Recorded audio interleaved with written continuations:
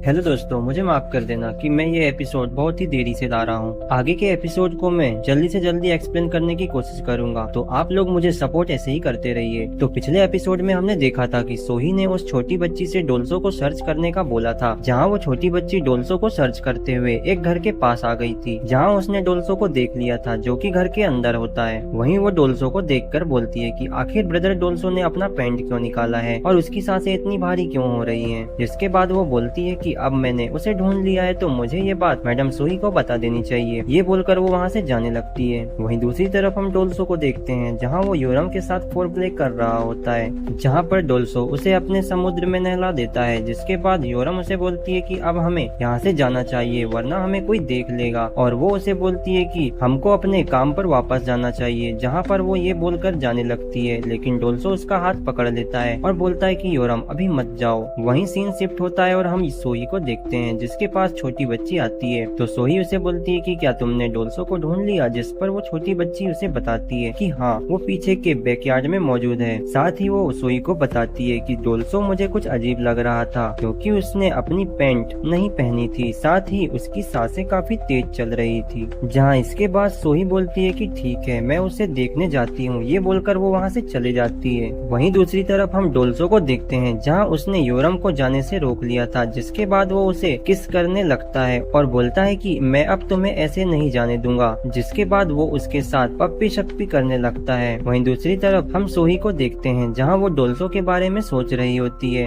वहीं वो बोलती है कि क्या डोल्सो को डेली ऐसा करना पड़ता है, और बोलती है कि इसका मतलब ये है कि वो हर दिन मेरे साथ मजे करने का सोचता है। इसके बाद हम डोल्सो और योरम को देखते हैं, जहाँ पर वे दोनों मजे कर रहे होते हैं, लेकिन उसी समय वहाँ पर बाहर सोही आ जाती है, जहाँ वो बोलती है कि क्या मुझे अंदर जाना चाहिए, क्योंकि डोल्सो अंदर मास्टरबेशन कर रहा है। लेकिन सोही तो उसे बिना कपड़ों के देखना चाहती थी, इसलिए वो उस गेट को ओपन करती है। वहीं डोर को ओपन होता देख डोल्सो और योरम दोनों ही डर जाते हैं। जिसके बाद डोल्सो ये देखकर योरम को उस घास के अंदर छुपा देता है। वहीं पर सोही गेट ओपन करके अंदर आ जाती है, जहाँ वो डोल्सो को देखती है, जहाँ डोल्सो ने अपनी पैंट नहीं पहनी होती, इसलिए उसे डोल्सो का सामान दिख जाता है। जिसे देख वो बोलती है कि क्या डोल्सो मुझे याद करके ये सब काम कर रहा था। जिसके बाद वो उसके पास आकर उसके पैंट को ऊपर कर देती है। वहीं सोही डोल्सो को ऐसा देख खुद को रोकती है और बोलती है कि क्या मैंने कल जो तुम्हें बात बताई थी उसे तुमने किसी से बताया तो नहीं। जो सुनकर डोल्सो बोलता है कि नहीं माय लेडी, मैंने वो बात किसी को भी नहीं बताया। इसके बाद वो उसे बोलती है कि कल रात को ये सब करना ठीक रहेगा,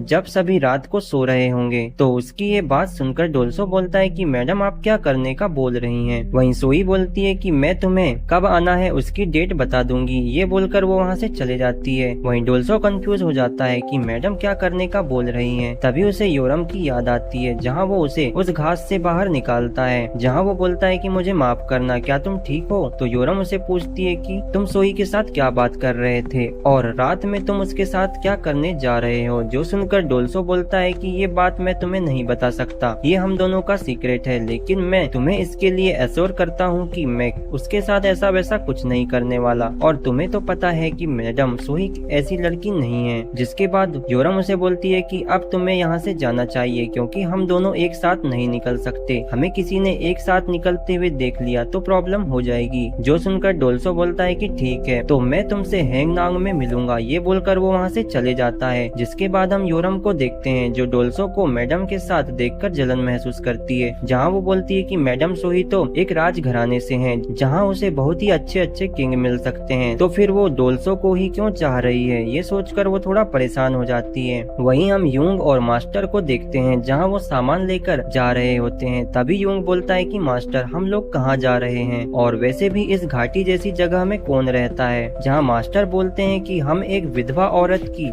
हेल्प करने जा रहे हैं। ये बात सुनकर यूंग बोलता है कि वो महिला आखिर कौन है। जहाँ मास्टर उसे बताते हैं कि ये एक ओल्ड स्टोरी है। वहीं वे बताते हैं कि उसका पति लोगों को नदी पार कराने का काम किया करता था, लेकिन एक दिन उस नदी में बाढ़ ज्यादा आई थी। वहीं उस दिन उसे एक आदमी ने नदी पार कराने को बोला, लेकिन उसने उसे मना कर दिया। जहाँ उस आदमी ने उसे उस काम के डबल पैसे देने को बोला। जो सुनकर वो आदमी तैयार हो गया और उस आदमी को नदी पार कराने की कोशिश करी, लेकिन उस नदी में पानी का बहाव ज्यादा था, जिसके कारण उसका पति उस बाढ़ में ढह गया और मारा गया। वहीं दूसरी तरफ हम यूंग और डेकाचुन को देखते हैं, जहां वे दोनों उस महिला के घर पर पहुंच जाते हैं। वहीं वो मास्टर मींस डेकाचुन उस महिला को देखता है, जहां वो महिला मास्टर को देखकर मास्टर को पहचान जाती है। वहीं पर वो महिला मास्टर को देख बहुत ही खुश हो जाती है, जहां पर वो मास्टर से बोलती है कि क्या मैं आज तुम्हारे लिए चिकन बनाऊं? तो मास्टर उसे बोलते हैं कि हाँ क्यों नहीं, लेकिन मैं बोल रहा था कि क्या हम वो कर सकते हैं। और उन्हें इतना करीब देख यूंग बोलता है कि मास्टर की तो काफी जान पहचान है। इसके बाद वो औरत उन्हें अंदर ले जाती है, जहाँ पर वे दोनों खाना खाते हैं। वहीं यूंग देखता है कि वो महिला मास्टर के काफी करीब है, क्योंकि वो मास्टर को बड़े ही मजे से खाना खिला रही होती है। जिसके बाद मास्टर बोलते हैं कि आपने हमारी काफी हेल्प करी है, इसलिए मैं आपका धन्यवाद करना चाहता हूँ। जिसके बाद वो लेडी बोलती है कि क्यों नहीं, आपको ये तो करना ही पड़ेगा। इसके बाद वो लेडी उसे एक पेपर देती है, जिसे लेकर मास्टर उसको यूंग को दे देते हैं और बोलते हैं कि देखो ये तुम ले जाओ और इसमें लिखो, मुझे थोड़ा इस लेडी से अकेले में बात करना है। और बोलते हैं कि तुम जाओ और जाके थोड़ी ताजी हवा खाओ। ये बोलकर वो उस लेडी के साथ अंदर रूम में चले जाते हैं। जिसके बाद हम यूंग को देखते हैं, जो कि उस रूम के बाहर ही होता है, जहाँ वो बोलता है कि ये विधवा औरत बहुत ही सुंदर है, मास्टर कहीं इसके साथ मजे तो नहीं कर रहे। जिसके थोड़े टाइम बाद यूंग देखता है कि उस घर से कुछ आवाजें निकल रही हैं, जो सुनकर यूंग उसे चेक करने के लिए उस विंडो के होल से देखता है, जहाँ उसे मास्टर और वो लेडी दिखती है, जहाँ वे लोग मजे कर रहे होते हैं। जो देखकर यूंग के भी पसीने निकलने लगते हैं। लेकिन उसी समय वहाँ पर उस लेडी की बेटी आ जाती है, जिसे देखकर यूंग डर जाता है, जहाँ यूंग उसे बोलता है कि तुम कौन हो।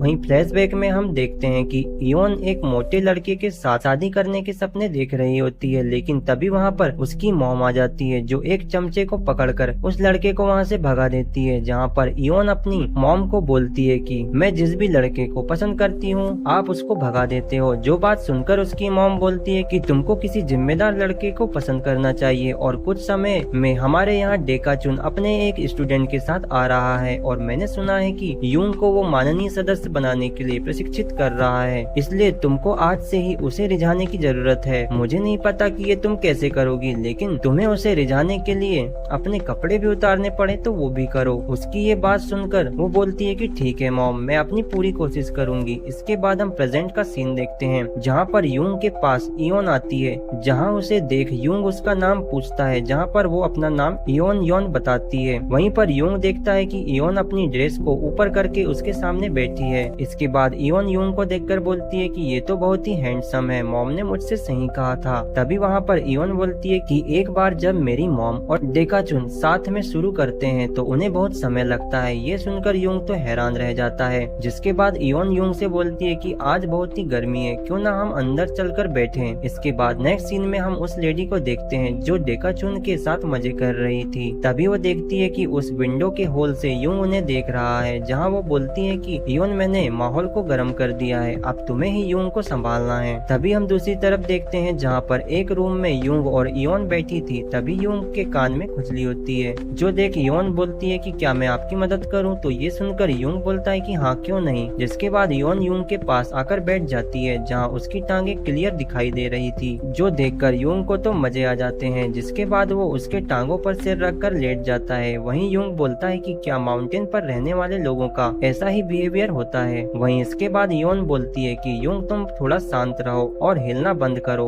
वहीं यूंग इयोन को उसके इतना करीब देख बोलता है कि मेरा दिल इतने तेजी से क्यों धड़क रहा है। जहाँ पर वो बोलता है कि क्या ये मुझे सेड्यूस करने की कोशिश तो नहीं कर रही। ये सोचकर यूंग उससे थोड़ा दूर हट जाता है और बोलता है कि मुझे माफ करना, मैं थोड़ा डिस्ट्रैक्ट हो रहा था। जिस पर इयोन बोलती है कि क्या आप मेरी बॉडी को टच करना चाहते हो, और ऐसा करना चाहते हो तो तुम्हें मेरी रिस्पॉन्सिबिलिटी लेनी पड़ेगी। तो ये सुनकर यूंग उसे बोलता है कि हाँ बिल्कुल, मैं तुम्हारी रिस्पॉन्सिबिलिटी लूंगा। वहीं इयोन ये सुनकर बोलती है कि ठीक है, क्या तुम मुझे छू सकते हो? जहाँ ये सुनकर यूंग तो खुश हो जाता है। जिसके बाद वो उसको टच करता है। यूंग यहाँ पर कुछ ज्यादा ही फास्ट हो रहा था, क्योंकि वो उसके बॉडी के दूसरे भी पार्ट को छूने लगा था, जो देखकर इयोन उसे मना कर देती है। ये सुनकर यूंग वहाँ पर रुक जाता है। इसके बाद हम देखते हैं कि वे दोनों लोग उस गाँव को छोड़कर जाने लगते हैं। जहाँ जाते टाइम इयोन यूंग से बोलती है कि वो उसका वेट करेगी। जिसके बाद हम डेकाचुन को देखते हैं, जहाँ वो बोलता है कि यूंग क्या तुम्हें वो लड़की पसंद आई? जिस पर यूंग बोलता है कि आप ऐसा क्यों बोल रहे हैं? तो डेकाचुन बोलते हैं कि क्योंकि वो लड़की तुम्हें बड़े ही प्यार से देख रही है, इसलिए मैंने पूछा। जिसके बाद यूंग बोलता है कि आपको तो पता है कि मैं योर योरम को पसंद करता हूँ और बोलता है कि आपको मेरे और योरम के बारे में बात करनी चाहिए। जो सुनकर डेकाचुन बोलते हैं कि देखो, सर्वेंट की शादी